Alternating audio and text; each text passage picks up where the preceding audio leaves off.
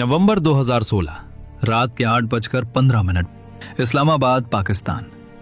एक बेहद खुफिया और सुरक्षित तहखाने में आज जश्न का माहौल था। वहां पाकिस्तान की खुफिया एजेंसी ISI का major Iqbal, underworld don Dawood Ibrahim और खनानी भाई बैठे हुए थे। उनके सामने टीवी स्क्रीन चल रही थी, लेकिन उनका असली ध्यान बाहर खड़े उन दर्जनों ट्रकों पर था जो बस कुछ ही घंटों में रवाना होने वाले थे। इन ट्रकों में कोई हथियार, बम या बारूद नहीं था। इन ट्रकों में भारत को अंदर से खोखला कर देने वाला एक ऐसा जहर भरा था जिसे पकड़ना किसी भी सेना के लिए नामुमकिन था। इन ट्रकों में भरे थे 60,000 करोड़ रुपए के बिल्कुल असली दिखने वाले जाली भारतीय नोट। सब कुछ उनके मास्टर प्लान के हिसाब से चल रहा था। अगले दिन सुबह 4 बजे ये खेप नेपाल बॉर्डर पार करके हिंदुस्तान में दाखिल होने वाली थी। तभी अचानक टीवी स्क्रीन पर एक ब्रेकिंग न्यूज फ्लैश होती है और भारत के प्रधानमंत्री नरेंद्र मोदी राष्ट्र को संबोधित करने के लिए स्क्रीन पर आते हैं। कमरे में सन्नाटा छा जाता है और फिर पीएम मोदी के मुंह से निकले एक फैसले ने उस तहखाने में ऐसा भूकंप ला दिया कि कुछ ही मिनटों बाद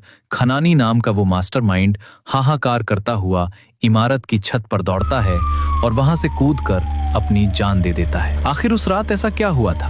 कैसे भारत के national security adviser NSA Ajit Doval और एक अंडरकवर रॉ एजेंट ने बिना एक भी गोली चलाए दुश्मन के 60,000 करोड़ के नापाक मंसूबों को रद्दी के कागज में बदल दिया? इस स्पेशल एपिसोड में हम आपको बताएंगे भारत के उस सबसे बड़े और खामोश सर्जिकल स्ट्राइक की अनसुनी कहानी, ऑपरेशन ग्रीन लीफ। इस खौफनाक साजिश की असल शुरुआत होती है 26 मई 2014 से, जब नरेंद्र मोदी ने भारत के प्रधानमंत्री पद की शपथ ली थी। मोदी जी के शपथ लेते ही ISI के मेजर इकबाल और कई आतंकवादी ग्रुप्स ने नेपाल बॉर्डर के जरिए 60,000 करोड़ रुपए की जाली करेंसी भारत भेजने का मास्टर प्लान बनाया। उनका इकलौता मकसद था भारत में तबाही मचाना और देश की अर्थव्यवस्था को नष्ट करना। दरअसल इससे पहले खनानी भाई इस्लामाबाद के एक मदरसे में बैठकर दाऊद इब्राहिम और मेजर इकबाल के साथ मिलकर ये खेल काफी समय से खेल रहे थे। साल 2013 तक वो 11,000 करोड़ रुपए के जाली नोट हिंदुस्तान भेज चुके थे और हैरानी की बात ये थी कि उनका एक भी नोट पकड़ा नहीं गया था। उनका पहला टारगेट था कि किसी भी तरह मोदी जी प्रधानमंत्री न बन सके। आतंकवादियों को नोटों के कुछ टेक्निकल इनपुट्स भारत के ही कुछ गद्दारों और पुराने सिंडिकेट से मिल रहे थे, जिनकी एक ही शर्त थी कि मोदी चुनाव नहीं जीते। लेकिन जब 2014 में मोदी जी चुनाव जीत गए तो उस रात इस्लामाबाद के तहखाने में बैठे दाऊद इब्राहिम का खून खौल उठा। दाऊद ने गुस्से में कहा कि उनके 11,000 करोड़ पानी में चले गए क्योंकि उन्होंने गलत लोगों पर भरोसा किया था। उसी रात उन्होंने तय किया कि इस बार 11,000 करोड़ नहीं बल्कि सीधे 60,000 करोड़ रुपए भारत भेजे जाएंगे। और इस बार सिर्फ पैसा नहीं बल्कि साथ में भयानक हिंसा भी फैलाई जाएगी ताकि देश एक साथ 2 मोर्चों पर लड़ते हुए घुटनों पर आ जाए। मेजर इकबाल ने इस 60,000 करोड़ की रकम को भारत में घुसाने के लिए नेपाल बॉर्डर का रास्ता सुझाया था। प्लान ये था कि नेपाल से ये पैसा सीधे उत्तर प्रदेश में घुसेगा और यूपी में इस पैसे को रिसीव करने की जिम्मेदारी दी गई कुख्यात बाहुबली गैंगस्टर अतीक को। अतीक का गुंडों का जाल इतना बड़ा था कि अगर पैसा उसके रास्ते से जाता तो पूरे हिंदुस्तान के चप्पे चप्पे में बिखर जाता।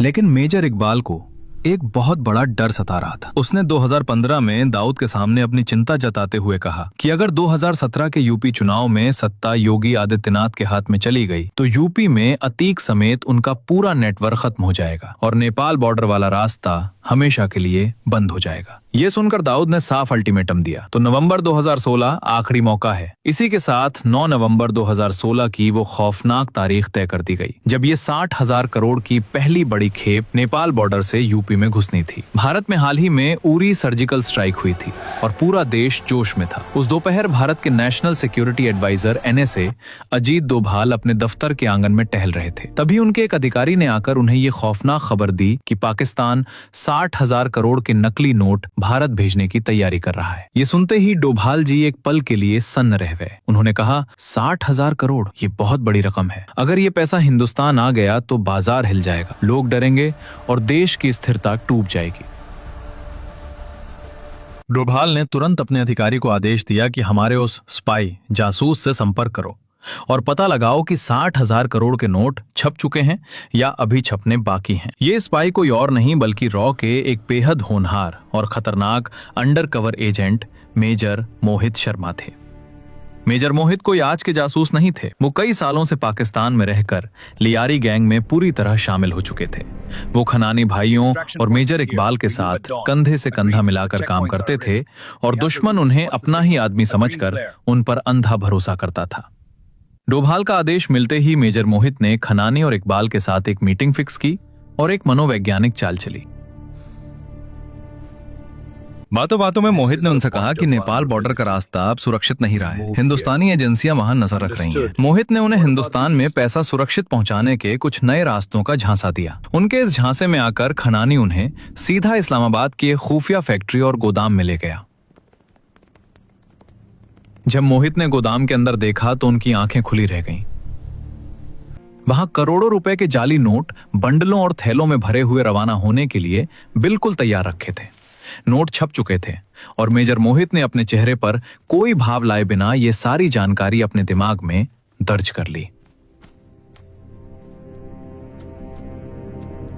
उसके बाद मेजर शोभित शर्मा ये खबर अजीत दोवल को भेजते हैं कि नोट छप चुके हैं। 16 नवंबर 2016 को ये नोट भारत भेजे जाएंगे।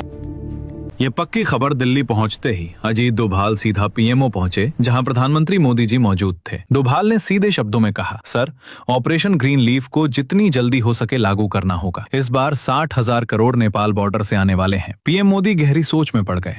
उन्हें पता था कि अगर इसे अचानक लागू किया गया तो देश में बड़ी हलचल मचेगी और आम आदमी को भारी परेशानी होगी। मोदी जी ने चिंता जताते हुए कहा कि डोभाल जी, ये सही कदम नहीं होगा। लेकिन डोभाल जी ने अपनी आंखों में दृढ़ता लाते हुए कहा, सर, अगर ये पैसा हमारे देश में आ गया तो आतंकवाद को रोकना नामुमकिन हो जाएगा। ये सिर्फ करेंसी नहीं, ये उस नेटवर्क की रीढ़ है जो देश में हिंसा फैलाना चाहता है। जब मोदी जी ने पूछा कि क्या कोई और तरीका है, तो डोभाल ने दो टूक जवाब दिया कि सर, पैसा छप चुका है और यूपी से बॉर्डर तक उनका नेटवर्क बहुत मजबूत है। इसके अलावा कोई रास्ता नहीं बचता। हालांकि डोभाल जी ने एक शर्त रखी, ऑपरेशन ग्रीन लीफ लागू करने से पहले यूपी में अतीक अहमद के उस नेटवर्क को तोड़ना होगा, वरना पैसा किसी न किसी रास्ते से अंदर आता रहेगा। 7 नवंबर की सुबह डोभाल जी सीधे यूपी के डीजीपी से मिले। आदेश बिल्कुल स्पष्ट था, पीएमओ का हुक्म है, अतीक को जितनी जल्दी हो सके गिरफ्तार करना है। डीजीपी ने चिंता जताई कि अतीक का नेटवर्क बहुत बड़ा है और उसे अचानक उठाने से शहर में दंगे और सांप्रदायिक तनाव भड़क सकता है।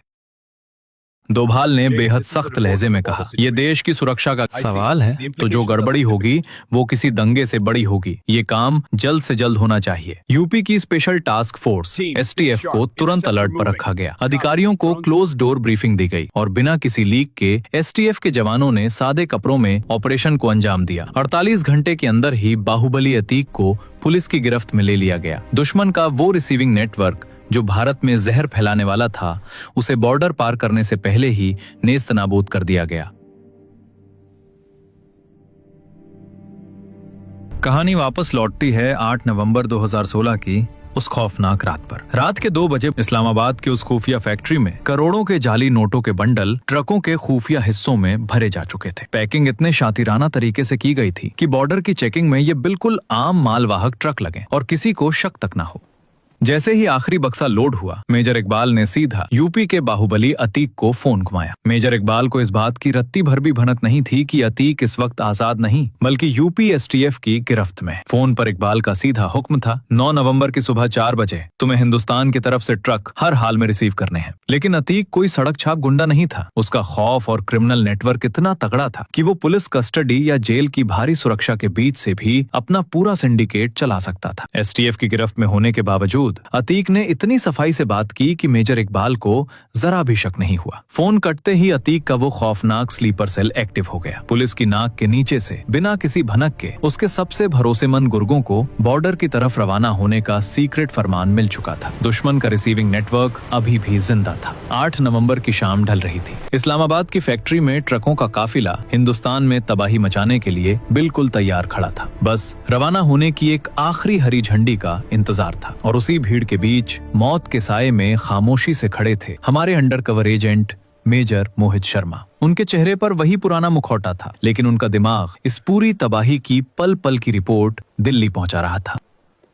रात 8:15 बजे इस्लामाबाद के उस कमरे में दाऊद, मेजर इकबाल और खनानी टीवी स्क्रीन के सामने बैठे ट्रकों के बॉर्डर पार करने का इंतजार कर रहे थे। तभी एक आदमी भागता और हांफता हुआ कमरे में घुसा।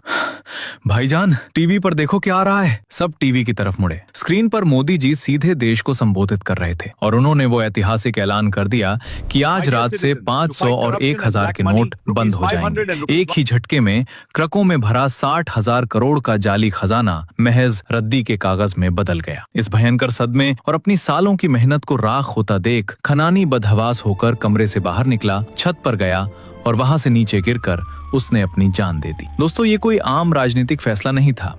ऑपरेशन ग्रीन लीफ हिंदुस्तान की इंटेलिजेंस हिस्ट्री की वो सबसे बड़ी लड़ाई थी, जो किसी बॉर्डर पर हथियारों से नहीं बल्कि एक मास्टर स्ट्रोक से लड़ी गई। अजीत डोभाल और मेजर मोहित शर्मा जैसे उन गुमनाम शूरवीरों ने खामोशी से वो कर दिखाया जिसका श्रेय उन्होंने कभी नहीं मांगा। पीएम मोदी ने आम जनता की तकलीफों का भारी रिस्क लेते हुए देश की सुरक्षा को सबसे ऊपर रखा। क्या आपको लगता है कि अगर हमारी इंटेलिजेंस वक्त पर यह चाल नहीं चलती तो आज भारत की स्थिति क्या होती? अपनी राय कमेंट्स में जरूर बताएं। इस वीडियो को लाइक करें और भारत के इन गुमनाम जांबाजों के लिए कमेंट बॉक्स में जय हिंद लिखना ना भूलें।